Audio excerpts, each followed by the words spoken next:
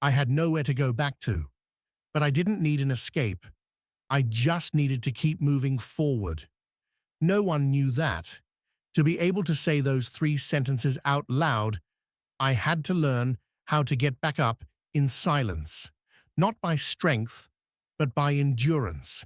Not by someone holding my hand, but by holding tightly to myself. I had fallen to rock bottom not once, but enough times to grow familiar with the feeling of no one catching me.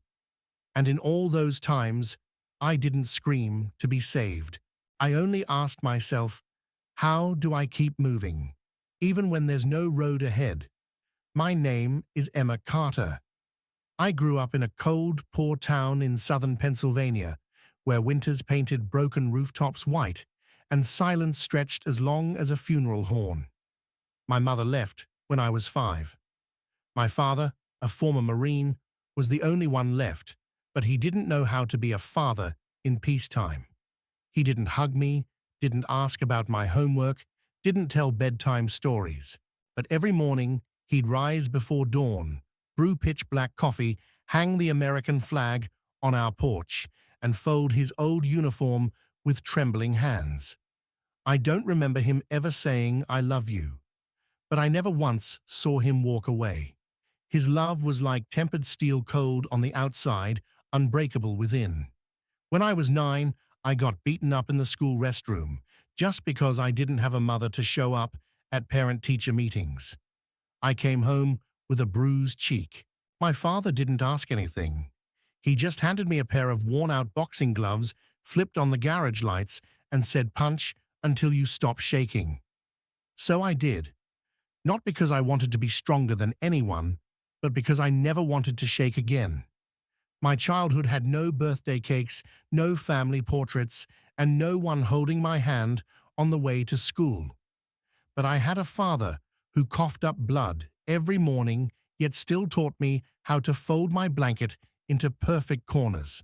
In winters when we lost power, I kept warm with an old oil heater, read his wartime letters by candlelight, and listened to every breath of the man I never called a hero, but always held my head high when I spoke of him.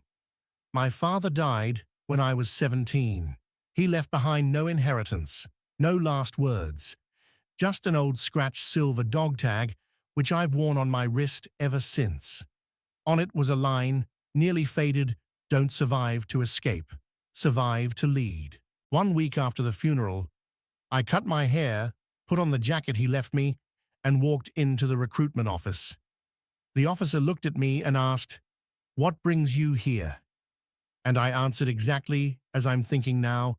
I had nowhere to go back to. But I didn't need an escape. I just needed to keep moving forward. I didn't know then that I would have to keep walking straight through hell.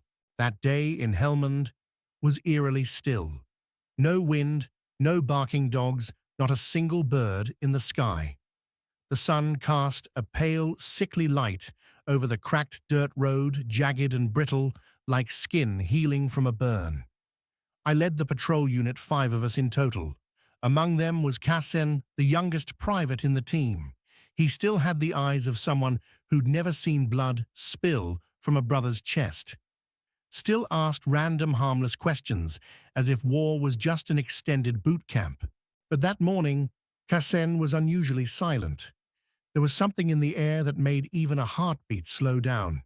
Then a click, faint, brief, but enough to lock every cell in my body in a single instant. I turned.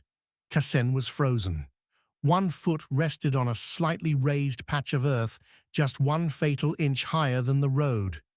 I saw his eyes, not fear, regret, like a child who's just shattered the only vase his mother ever owned, knowing it could never be repaired. I didn't scream. I didn't run. I simply raised one hand, short, firm, "Don't move." I knew that even the slightest shift would be the end. But fate doesn't need a reason to strike. Boom. The first thing I felt wasn't the explosion, it was my soul being ripped out of my body. Everything burst apart. A whiteout swallowed space. My ears filled with a deep, endless roar, like the whole world had been sucked into a void. My body was thrown from the ground, weightless, like a rotting cloth. I remember spinning in the air, watching the sky flip upside down, and then the impact.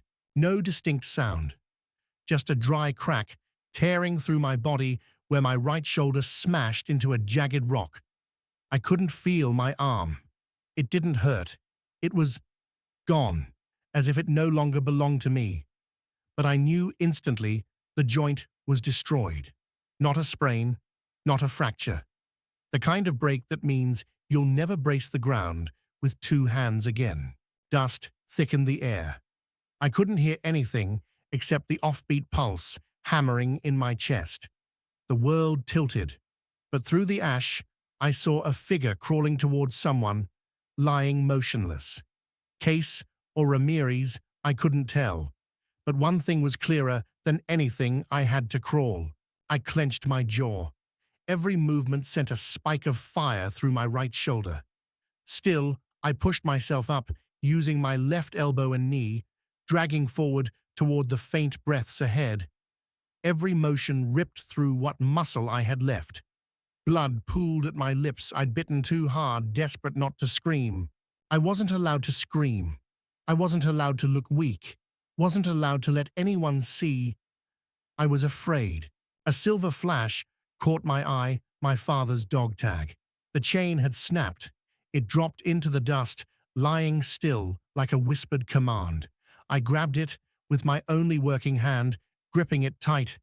As if I let go, I would stop being me. If you can't stand, then crawl. But never stop. His voice rang through my head, not loud, not urgent, but clear, sacred, like an unbreakable order. So I crawled. I didn't know how far. I didn't know who was waiting. But I crawled. Because no one else was coming. Because I was used to no one coming. I survived that day, but the person I was before never stood back up again. Since that day, I carry a broken shoulder and a promise to never forget I once had to crawl through hell just to keep breathing. After that explosion, it wasn't just my shoulder that broke. Something inside me shattered, too quietly bloodless, but never able to heal. They flew me back to base by helicopter, morphine in my veins, vision blurry, no idea if Kassen was alive, just the memory of blood still clinging to my hair. The first time I woke up, I was in a sterile, white field hospital. A doctor leaned over and said one simple thing: "Your shoulder will never be the same." I nodded. No questions, no complaints, no tears. 3 weeks later, I was flown home. 2 months after that, I received an honorable discharge, a certificate, and a firm handshake. They called me a hero, but no one ever taught me how to become normal again. I rented a small apartment in Boston, 3rd floor. No elevator. It was old, damp, but quiet. The walls were thin enough for me to hear the neighbor's TV, and for that, I was thankful. Because at night, when the old gunfire surged back like crashing waves, the TV was the only thing keeping me from leaping out of bed, hands shaking for a weapon that wasn't there. I never told anyone where I'd been. Not the neighbors, not the mailman, not even the woman in the mirror. Every morning, I woke before dawn, my body too trained to sleep in. I brewed black coffee, no sugar, just like my father did. I stood at the window, watching the city come alive while I merely existed. I applied for a job in physical rehabilitation, where no one asked why I understood pain so intimately. I just said I studied physiotherapy. No one needed to know I'd learned it on a battlefield, with blood, with screams, with every inch I crawled across burning sand when no one else could stand. But night was a different enemy. Some nights I dreamt of the click, and when I woke, my shoulder throbbed like it had snapped all over again. I tried meditation. It didn't work. I tried therapy. But every time someone asked, "How did you feel in that moment?" I couldn't answer. Not because I forgot, but because I remembered too well. so well that if I began, I feared I'd never stop. So I hid, not by running away, but by locking the doors within. I did everything on schedule: work, home, coffee, cleaning floors, reading, breathing. I never once called an old comrade, never replied to the lieutenant's messages, never opened emails from the army, never searched for Kassan.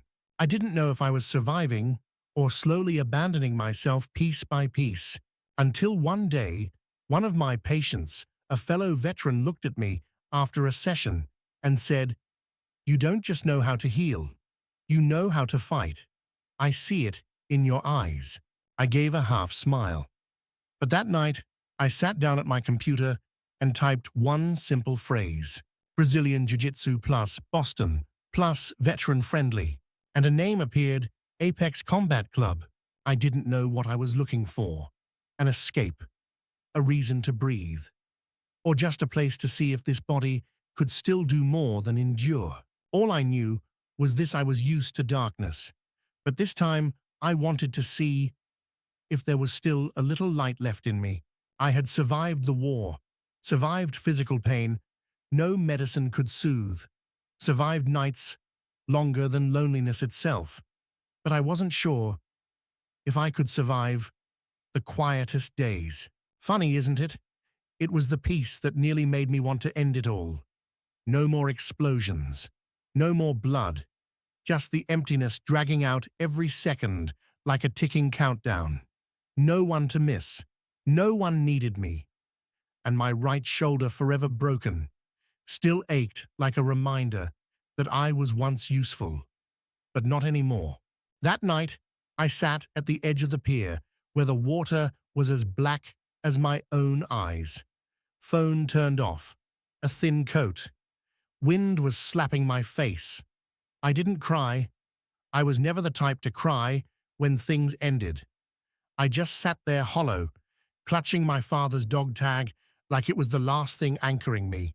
I was ready until a hand gently touched my left shoulder so softly it felt like they were afraid one wrong move would send me straight into the water. I turned and saw him for the first time. He didn't ask, "Are you okay?"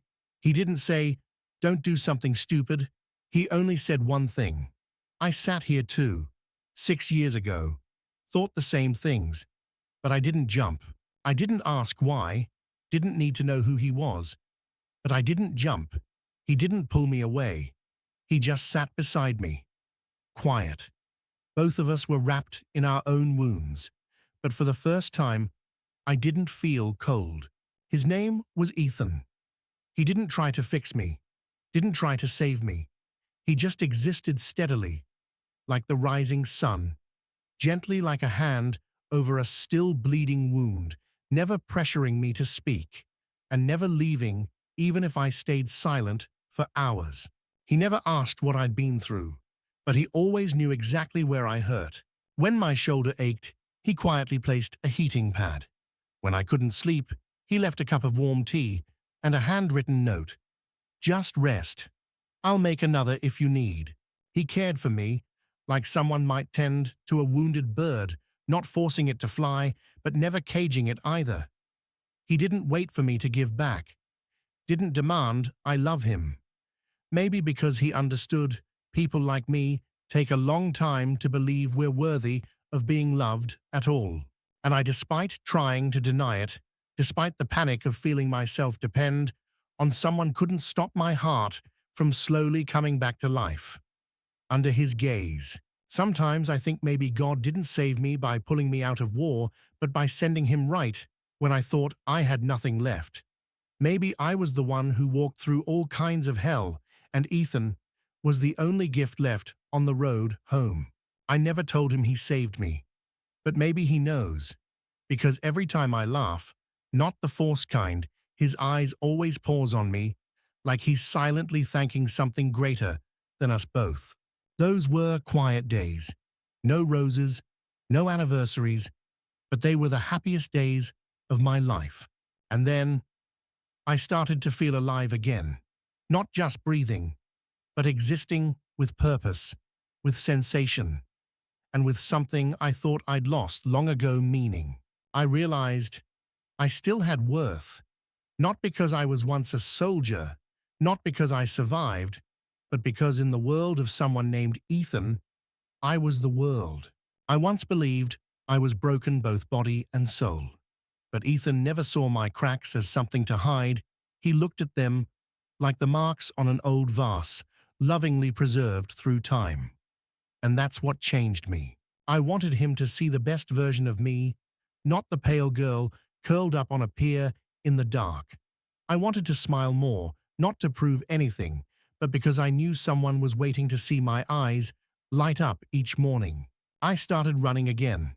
The shoulder still hurt, but I ran. I trained again. I applied to be a teaching assistant at the rehab center. I reread old textbooks. I took notes. I studied. I practiced speaking gently to patients who'd just been discharged, the way Ethan once spoke to me. You don't have to pretend to be strong. Just don't hide the look in your eyes that's trying every single day. I learned how to love life again through the eyes of the man who taught me how to live again. I know I'll never be the same. The scars are still there. There are still nights I jolt awake at the sound of a click that isn't real. But now I don't have to face it alone. There's a hand always waiting by the bed.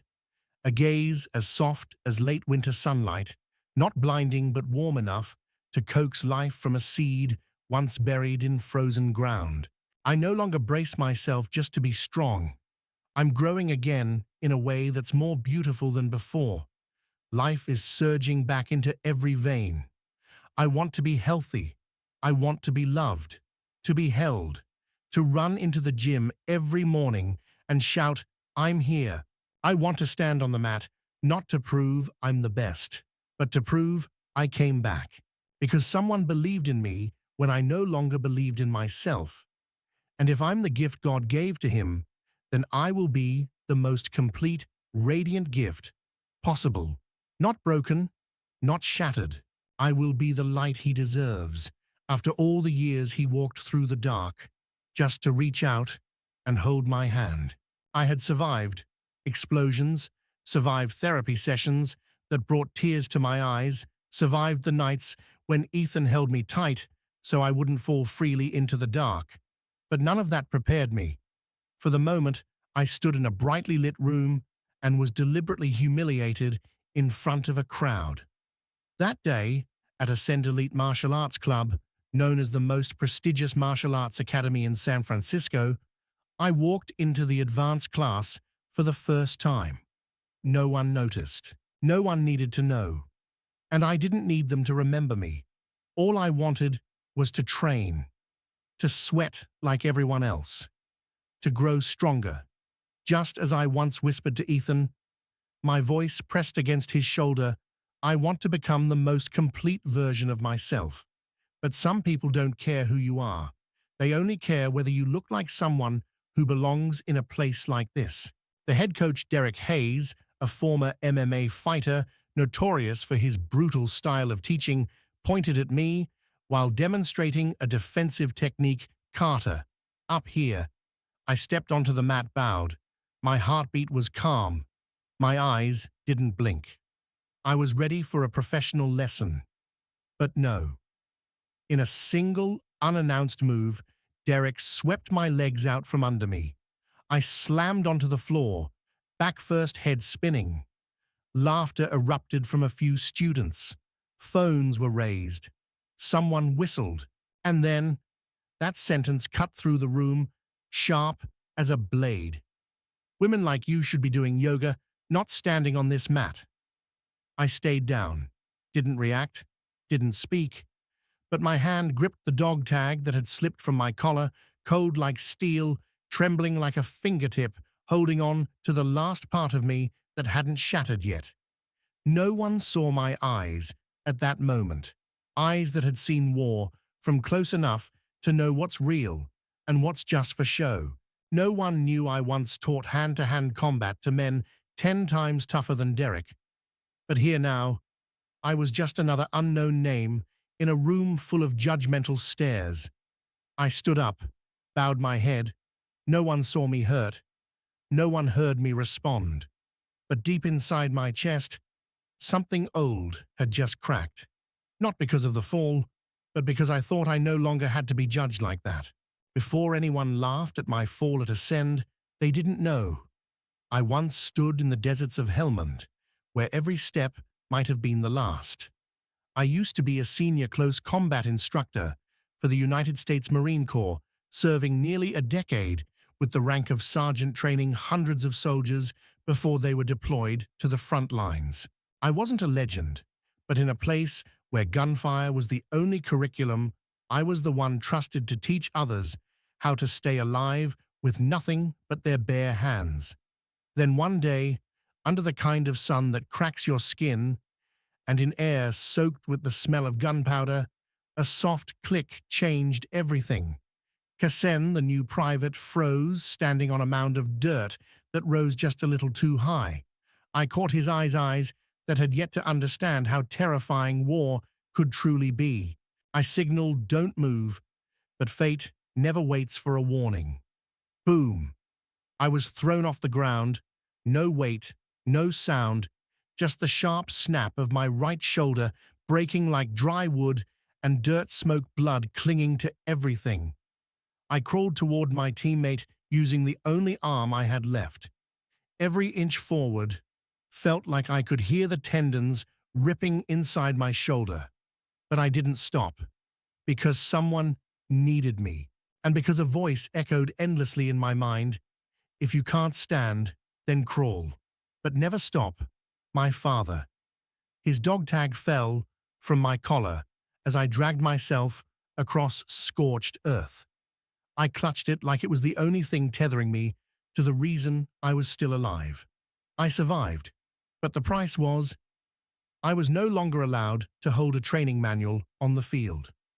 My honorable discharge order came weeks later, along with a beautifully worded letter I never read past the third line. I didn't choose to live anonymously. I was forced to disappear. Back in the US, I moved into a third-floor apartment in Nob Hill, where the sound of cable cars was just loud enough to drown out the screams I let out each night. I worked in physical therapy, not out of passion, but because I understood the kind of pain patients were too afraid to put into words. Wherever their bodies were broken, all it took was one touch for me to know. No one knew I used to be a Marine. No one knew my right shoulder could no longer throw a strike like it used to. I didn't say a word. I didn't talk about Helmand, didn't talk about Kassen, didn't talk about the last time someone called me by my rank. I just lived day by day, step by step, like a regular person. A shadow that clocked in on time, clocked out on time, and always avoided eye contact. When someone asked, "What did you do before this?" I would just smile. I used to teach. That was it. I thought that fall was everything. But it turned out it was only the warm-up for a siege that would last much longer. Ever since that demonstration, I wasn't a student anymore. I was a subject of gossip, the forgettable performance from the advanced class at Ascend Elite. Someone had snapped a photo of me lying motionless on the mat. They printed it in black and white, pinned it to the bulletin board with a crude caption scrawled underneath, "Wrong technique. Don't follow." Like a cruel joke with a very deliberate target. My name disappeared from the official training roster. When I walked into the gym, the cliques were already formed. No one looked back. No one made space. They ignored me the way you ignore an ink blot on the attendance sheet. My gear bag was relocated from locker number 12 near the lounge down to a rack next to the bathroom. No one said anything, but the message was clear: you don't belong here. During training sessions, I was often told to mop the floors after class. Coach Derek made no effort to hide his contempt. "You're not doing anything useful on the mat anyway. At least keep the floor clean so the rest of us can train." I didn't argue. I grabbed the disinfectant, picked up the cloth, got down on my knees, and started scrubbing every square foot like it was breathing practice. My movements were slow and steady, just like the way I used to clean the blood of my teammates off a medevac floor years ago. But Ascend didn't stop there. Someone I still don't know who leaked the video of my fall online. No explanation, no context, just one short clip. Derek sweeping my legs, laughter echoing from the class. The video spread faster than I could imagine, and the consequences followed. One of my former rehab patients, Mr. Thomas, the man I once helped take his first steps again after a stroke, requested a new therapist. I overheard him through the front desk door. "She's the one from that video. I just don't feel safe. I'm sorry." The next day, my landlord knocked on my apartment door. A woman in her 60s, usually kind, and known for leaving baked goods at my doorstep during the holidays. She wasn't loud, but her voice was firm. "Emma, I don't know what's going on, but this is a building with children. Please avoid bringing your combat routines into the backyard." I just nodded and thanked her, like always. That evening, I got a message from the man who used to be my husband. "David, only one sentence. This is why I left. You never know when to quit." I stared at the screen for a long time. Didn't cry, didn't get angry. I just felt everything collapsing to the bottom of my chest all over again. That feeling so old, so familiar, like lying in a freezing trench and realizing you could be left behind at any moment. But I didn't quit. I kept coming to class, kept mopping the floors, kept warming up, kept bowing to every coach, even the one who humiliated me in front of everyone. I stayed silent, but I trained. Every night, I pushed the chair aside, rolled out the mat, pressed my left shoulder to the ground, and repeated every defensive position with the only arm I had left. My right shoulder throbbed with pain, but I clenched my teeth. Not out of revenge, not to prove anything, but because I had once crawled out of a minefield to save a man who couldn't even remember my name. And if I didn't die there, then I sure as hell wouldn't break here. In the end, what saved me from the nights I couldn't breathe wasn't someone reaching down to pull me up, but a gaze old familiar. One that looked at me as if the fall had never happened at all. That day, at the Pacific Heights Rehabilitation Center, I was helping a new patient with a knee press. His hands trembled slightly, and the surgery scar ran down his thigh. But his eyes, sharp as a bayonet, cold and steady, held that same stillness only those who've been through war carry. I had just placed my hand on his leg when he looked up at me. "You were a Marine, weren't you?" His voice was raspy, firm. No doubt. Just a final confirmation. I paused for a moment. Didn't answer, just lowered my head and smiled as if to say, "Let's not talk about it." But he didn't stop. "I'm James Wilson, Staff Sergeant, Unit 4 Helmand. I've heard of you. Carter, you're the one who taught those kids how to drive the rear leg in and counter with the front shoulder, right?" I stayed quiet. My hand was still steady on his knee, but my heart, for the first time in months, skipped a beat. Not from fear, but because someone had called me by my name. Not the girl who fell at Ascend. Not Emma, the physical therapist, but Carter. The next day, he asked to meet me at a small, worn-down gym in the Mission District. No sign, no mirrors, just mats, sandbags, and dim yellow lights like something out of an old war documentary. "I'm not here to teach you," he said. "I'm here to help you remember. You're not weak. You just forgot how strong you used to be." From that day on, I trained with him twice a week quietly, as if working with my left hand in another world, a world where no one needed to prove anything, only to live truthfully. Wilson didn't shout, didn't flatter, but every time I hit the ground, he said the same thing. "Next time, be faster. Out there, you don't get second chances. No one knew I was training again. No one, at Ascend or Pacific Heights, knew I was drilling leg sweeps, hip throws, shoulder locks in a room with no mirrors, but filled with memories of those who almost didn't make it home. I relearned how to step, how to pivot, how to use my broken shoulder to redirect force. My body was no longer the same, but Wilson watched every move like he was honing a blade that didn't need to shine, only needed to cut as clean as it used to. One day I asked him, "Why are you helping me?" He simply answered, "Because I once nearly let a student of mine die just because they were too scared to step back on the mat. And you, Carter, you're the only one I've seen who doesn't want to win. You just want to remember who you were." And I did remember. I didn't need applause. I didn't need a stage.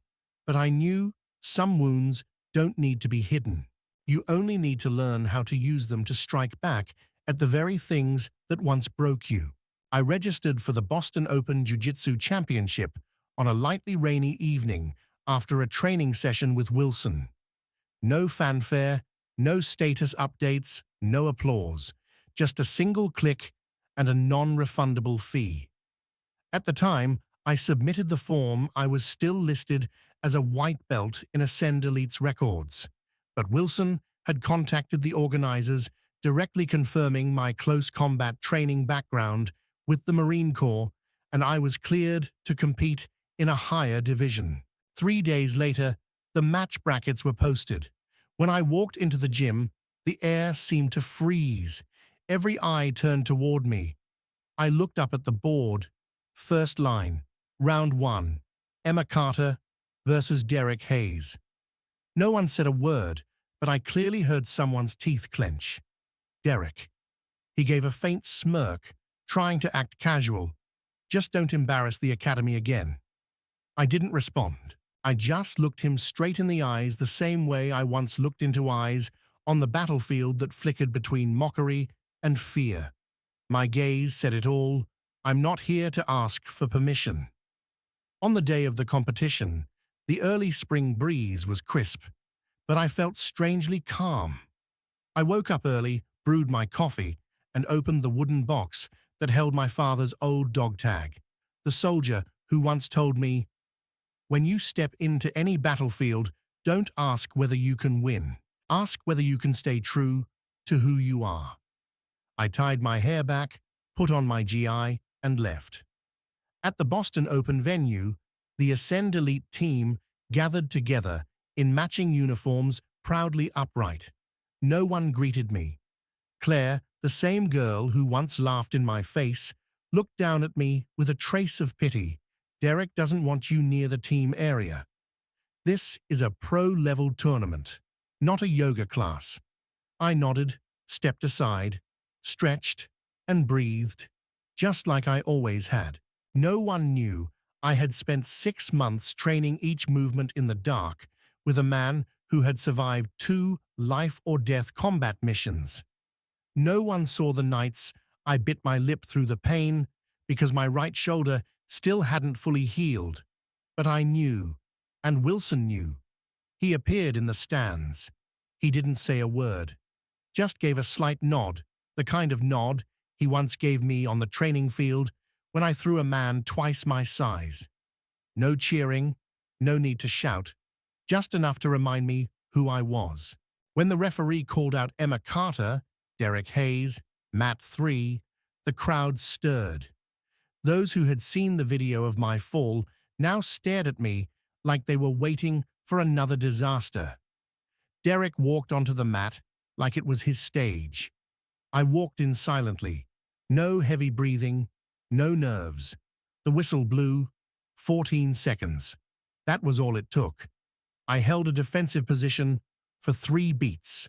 Grabbed the sleeve, rotated the shoulder, shifted my hips, secured, the lock pivoted, and armbarred. Tight. So tight that Derek didn't even realize he was pinned until he was. His tap hit the mat like an alarm bell across the room. The referee raised my hand. Derek stood up stiffly, didn't bow, and walked away in silence under the stunned gazes of the very students who had once trained under him. Someone whispered, "That was her. She just beat Derek in under 15 seconds." Wilson didn't smile, but he gave my shoulder the one that used to be broken a light squeeze. "That move, clean, tight, precise. Your father would be proud." I nodded, didn't cry, but something caught in my throat, not from pain, but because for the first time in all this time, I felt like I had finally returned. Not to a place, but to myself. The video of my match with Derek went viral just hours after the tournament. No caption, no dramatic soundtrack, just footage of a woman once made into a laughingstock, bringing down the head coach of one of San Francisco's most prestigious academies in 14 seconds.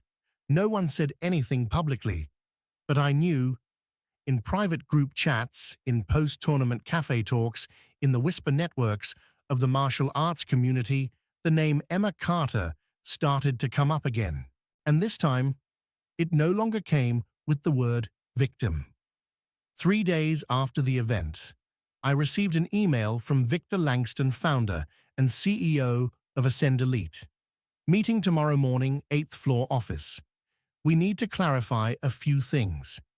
His office sat at the top of the building, floor-to-ceiling glass, overlooking the bay, adorned with medals, global training certifications, and framed photos of famous fighters. Everything was impressive. Everything was cold.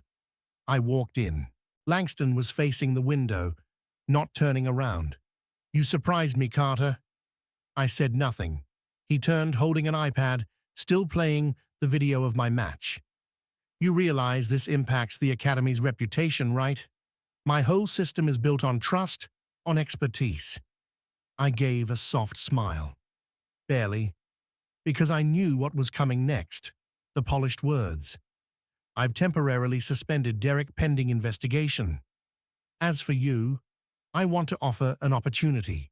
Langston proposed that I take over as head coach for the women's self-defense program, run my own class, have full control over the curriculum, and of course, image rights branding and an entire new marketing campaign, from defeated to champion.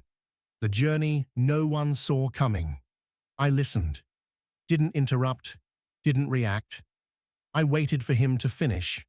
Then I stood up, gaze calm and steady. I didn't fall so someone could lift me up, and I didn't rise to be photographed. I'm not a symbol. I'm a person. I walked out of that office, no need for approval, no need to sign anything, because I knew if I stayed, I'd only be a pawn on the new board they were rebuilding after their king had fallen. In the aftermath of the match, students began to speak out. People who had been insulted, belittled, or even intentionally injured by Derek. Several female students left the academy after releasing audio recordings to the press. "Women come here for attention, not to win." Langston panicked. He released a public statement. "Ascend Elite has always upheld fairness and respect. Misconduct will be dealt with seriously." But what the public cared about wasn't what they said. It was what they had been silent about. I withdrew. No announcement, no press conference. Just one quiet status update. I never needed the system to protect me. I just needed to be strong enough so it couldn't suffocate me. I returned to the old gym in Mission, back to Wilson, back to the flickering yellow lights. But this time, there were new faces, the ones who used to sit in the back rows at Ascend. Girls who had once flinched under a coach's glare, people who had once believed they were weak. They didn't come because I was Emma Carter, the champion.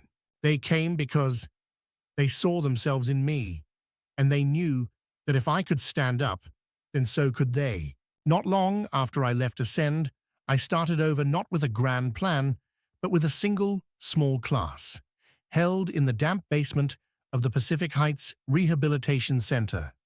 9 square meters of soft matte flooring, one worn-out standing mirror, a flickering ceiling light, and first three students, three women who had once served, once been abused, once lost all control over their bodies and their lives. I didn't start by teaching them martial arts. I taught them how to walk into a room with their backs straight, how to stop apologizing for taking up space, how to breathe again, like they deserved to be alive. I called the program Reclaim not to mean victory, but to mean reclaiming the right to believe in oneself again. I didn't hang up awards. I didn't post pictures online. But somehow, word spread. 3 students became 6. 6 became 12. 2 months later, a veterans organization offered to sponsor a bigger training space. By 6 months, I was running 3 reclaim centers across 3 different districts. Each one was a community, each class a home, for people the world had quietly written off. One afternoon, Claire showed up. No uniform, no makeup, none of the arrogance she used to carry at Ascend. Just slightly uncertain eyes and an apology with no pretense. I laughed in your face once. I thought you were weak. Now I realize I'm the one who didn't understand where true strength comes from. I looked at the girl who had once been the sound of laughter in the worst moment of my life. I didn't hug her, didn't judge her. I just nodded. Welcome to the next chapter of yourself. Claire asked to volunteer. I let her stand in the back of the class. No special treatment, no shortcuts through the journey, because everyone has to start again, right where they once fell. One day, I stood watching a student veteran with PTSD shaking uncontrollably because she couldn't perform a basic movement. I didn't offer her empty encouragement. I simply placed a hand on her shoulder and whispered the way Ethan once whispered to me, "You don't have to prove anything. Just don't hide the look in your eyes that's trying every single day." And she nodded, wiped her tears, then kept going. Reclaim isn't a martial arts academy. It's a place where healing happens through discipline, where confidence is rebuilt through sweat, where the weak aren't pushed out, they're brought to the center to grow stronger, little by little. I no longer want to stand on podiums. I just want to stand beside them, the ones learning how to stand tall again, without apologizing for having once fallen. One winter morning in the suburbs of Lancaster, the sky hung grey like an old memory. I returned to the National Cemetery, where my father was laid to rest, among thousands who lived and died with honor. No flowers, no music. I brought only one thing, a photo of me and the Reclaim class standing together on the training mat, heads held high, shoulders bruised but eyes blazing. I placed the photo neatly at the base of the granite headstone, bearing his name, Staff Sergeant Thomas Carter. No one was around, but I still spoke softly. I didn't return to the military, but I never left the battlefield. And this time, I'm not fighting alone. The wind blew briskly and cold. I placed a small stone on top of the grave as a promise kept. Then I stood up. On the way back to the gate, an elderly man with a cane approached. Tall frame, silver hair, faded uniform. He looked at me for a moment, then asked, "You're Carter's daughter, aren't you, Thomas Carter?" I nodded. "We served in Lebanon. Your father saved my life when our camp got shelled. Never told anyone. Just did the right thing and kept moving forward." He paused, eyes meeting mine. No more questions needed. "I read about you, about those classes, about the woman who took down her coach in 14 seconds. I'm not surprised, because you have his eyes, quiet, but they never give up." I didn't get a chance to reply. I simply bowed, just as I used to when my father left for deployment. I returned to San Francisco, back to the center of the training mat. Still just Emma, no titles, no spotlight. When someone asks about the famous 14-second match, I only smile. Technique matters less than why you stand up. And me, I stood up because someone once believed in me, when I no longer believed in myself. Reclaim continues to grow. Military organizations, rehab institutes, and even schools have reached out. But I haven't written a memoir. I don't do interviews. I believe in silence with weight. I believe this a woman once photographed face down on the mat has become the person others turn to when they need help getting back up. And that is the greatest victory of my life. One winter morning, I returned to Lancaster National Cemetery, where my father rests among thousands of veterans men who lived quietly and left without a sound, just like he did. I brought with me a photo of the reclaim class, my first students, people who had once been as broken as I was. The photo wasn't polished or staged, but their eyes, proud, bright, and steady, said everything. I placed the picture at the foot of the granite headstone engraved with his name, Staff Sergeant Thomas Carter. I whispered, I didn't go back to the field, but I never left the war. And this time, I'm not fighting just for myself. The wind blew sharply and cold. I placed a small stone on top of the grave, a promise kept. Then I turned and walked away. Along the gravel path, I met an elderly man with a cane, wearing an old Marine jacket. He stopped, looked at me for a moment, and said, "You're Emma, aren't you Carter's daughter?" I nodded. "Your father saved my life in Lebanon. Never bragged, never waited for thanks, just did what was right and kept going. Now I see you're doing the same thing in your own way." He gripped my hand, warm, steady, and walked on, leaving behind something heavier than any medal the faith of a generation before me. That night, I returned to San Francisco. In the window of our third-floor gym, the streetlight cast long shadows on the old wooden floor. I sat next to Ethan, the first man who held me when the whole world turned away. The one who never asked who I used to be, only stayed as if love didn't need a reason, only the right moment. Ethan once told me at my lowest point, "I don't need you to be strong. I just need you to still be here, still breathing, still looking at me. That's enough." Without him, there would be no reclaim, no 14-second match, no me today. I turned to him, rested my head on his shoulder. I don't need applause. I just need someone to hold my hand long enough for me to believe I deserve to keep living. Ethan didn't say anything. He just gently tightened his grip, as if to say, I never let go. Reclaim now has 3 centers. Soon it will be 5. But I don't hang a founder sign. I don't need people to know who I am. I just want those who've been broken to find themselves here the way I found myself.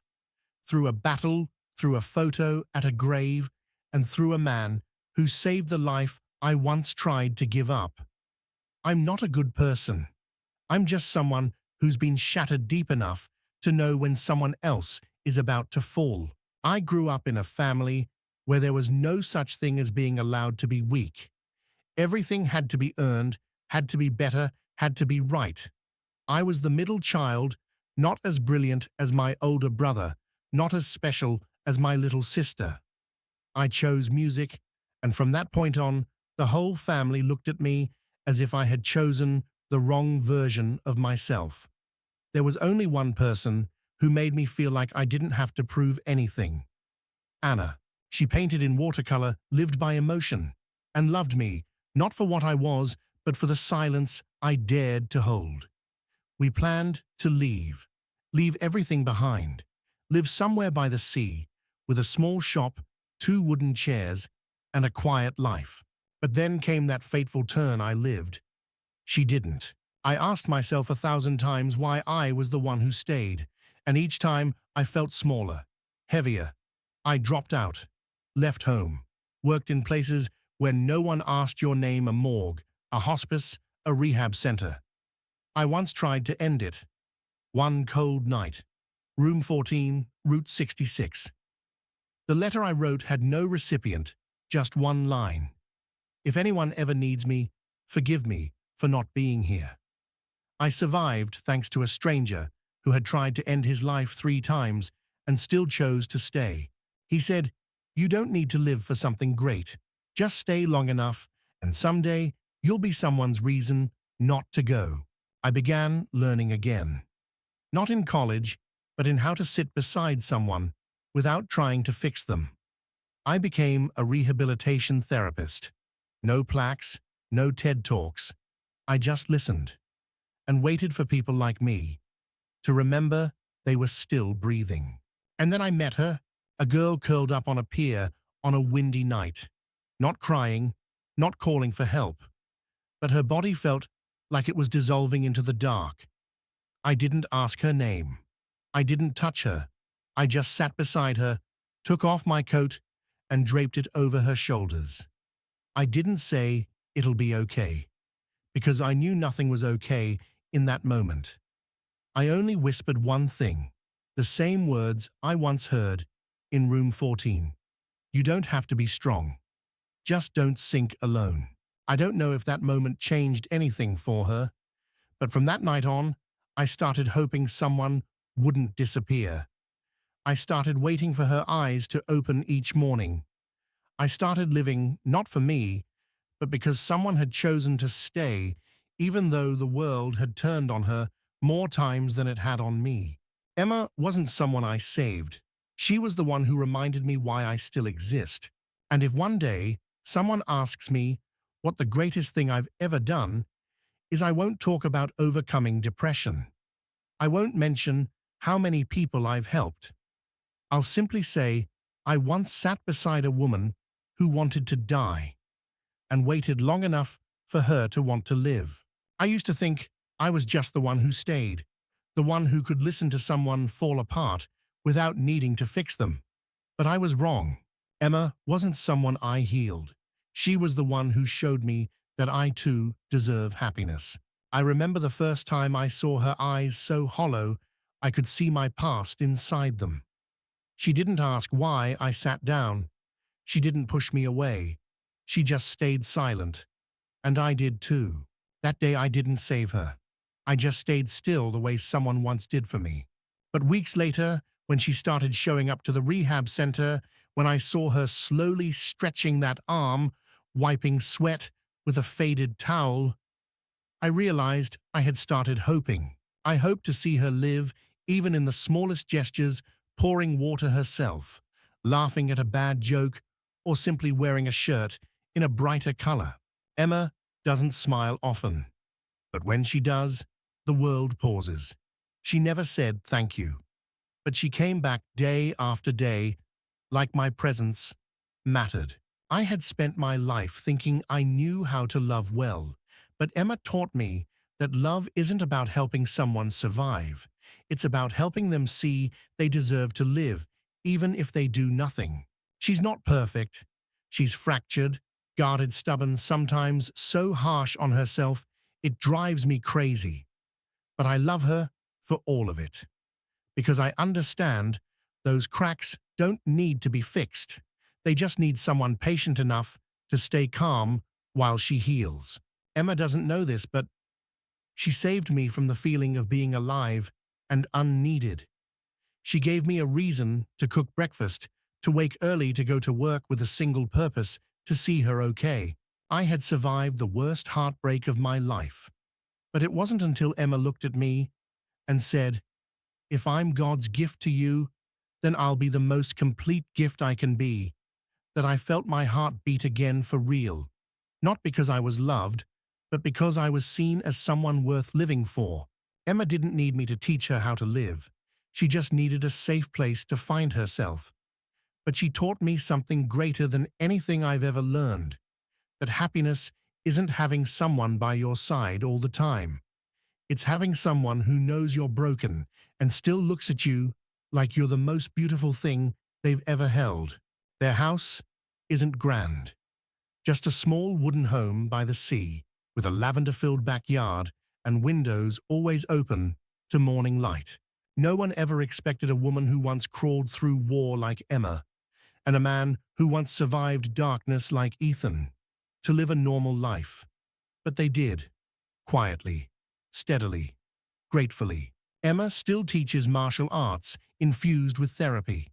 Ethan still does rehabilitation work. They don't need fame or applause. They just need each other every morning. And in that home, three little voices are growing louder with time. Lucas, 10, with eyes as cool as his mother's, but a heart as warm as his father's. Micah, 7, wild and curious, always asking questions that make adults think. And Eliana, 5, with long black hair, a laugh like wind chimes, and a habit of sneaking her mum's dog tag to wear while she sleeps. Emma once believed she could never be a mother. She thought she was too fractured, too scarred. But Ethan said, "You don't have to be perfect. You just have to be real. The kids will learn to love from that." And he was right. Some nights, Emma still wakes from old nightmares. Ethan doesn't ask. He simply wraps his arm around her waist and whispers, "I'm here. No one's going anywhere." And she sleeps not because the dreams are gone, but because someone real is beside her. On the 10th anniversary of the 14-second match, Emma didn't appear on TV despite the invitations. She simply took her 3 kids to the National Cemetery and stood before her father's grave. Lucas stood silently. Micah asked, "Was Grandpa strong?" "Mom." Emma smiled and placed her hand on the weathered stone. "He was the first to teach me that silence is its own kind of strength." Eliana tugged on her shirt, hung the silver dog tag around her neck again, and whispered, "Don't teach martial arts today, Mom. Teach me how to be a mom." And just like that, a journey once destined to end in darkness bloomed into a new life. No glory, no trophies, just one person willing to stay, one person willing to rise, and a family made from hearts once forgotten. Some people survive darkness not because they're stronger, but because someone held their hand even when they no longer believed in themselves. Emma never needed to be celebrated. She just needed a reason to stay. And that reason came in the form of Ethan, a man who had also broken, who survived in silence, but still chose gentleness. Ethan wasn't a hero. He was simply someone who quietly loved a soul that once seemed unlovable. And that love turned ashes into light, turned someone who once wanted to end everything into a mother, a survivor, and a woman who now teaches hundreds how to stand again. The greatest lesson from their story might be this: you don't need to be perfect to be loved. You don't need to be okay to be accepted. Sometimes all you need is someone patient enough to stay until you're brave enough to see yourself through gentler eyes. Our belief is healing doesn't always come from big gestures. It begins with a look, a silent act, or someone who doesn't ask, "Are you okay?" but simply says, "I'm still here." If Emma and Ethan's story touched you, leave a comment for them, or for yourself, if you're someone learning how to rise after breaking. And if you believe that stories like these still exist, don't forget to like, share, and subscribe to Toch Story so we can keep telling small stories that reach deep into the heart. Because here, we believe sometimes a single story told at the right moment can save someone standing at the edge.